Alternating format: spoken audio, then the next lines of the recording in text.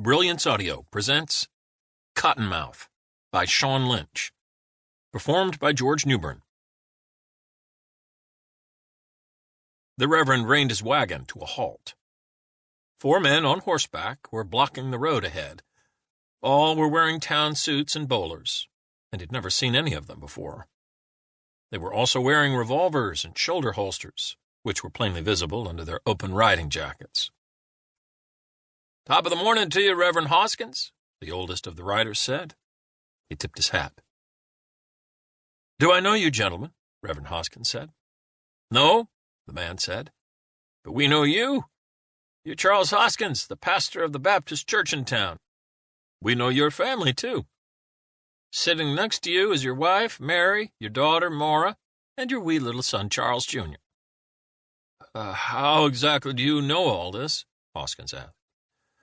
"Why," the man said, "you're famous, Reverend. Your sermons are all the rage.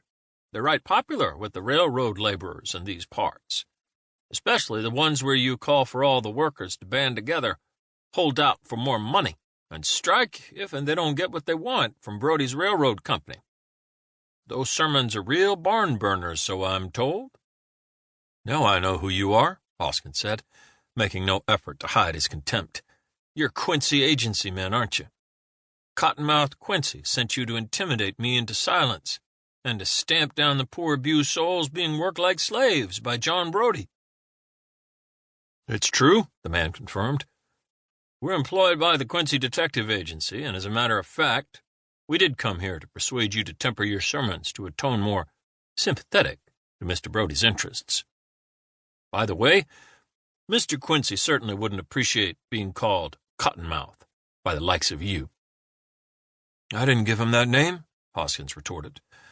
"Quincy earned it himself by slithering around like a serpent, hiding like a thief, peering into keyholes like a rat, and doing John Brody's bidding."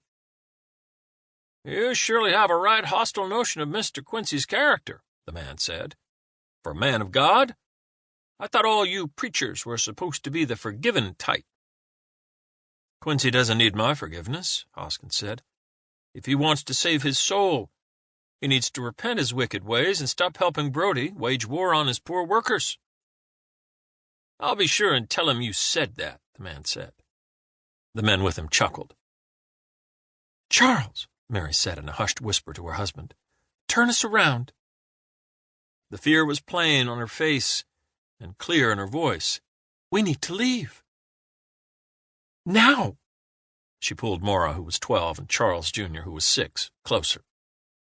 "I'll not be buffaloed by Cottonmouth Quincy's hired thugs," Hoskins declared. "You're blocking our way," he said to the riders. "Yield the road and let us pass." "I don't suppose you're going to voluntarily agree to stop sermonizing against the railroad," the man said, "and stirring up all the working folks, are you?" "I certainly am not." "Mr. Quincy figured you was going to say that," the man said, drawing his revolver. He nodded to his men, who also drew theirs. One of the riders guided his horse close enough to the team pulling Hoskins' wagon to seize the harness. Mary stifled a scream and covered both her children's eyes as they huddled together. "Step down out of that rig, Reverend," the man ordered, "and bring your family with you." "We will not," Hoskins said. "I'm not afraid of your guns.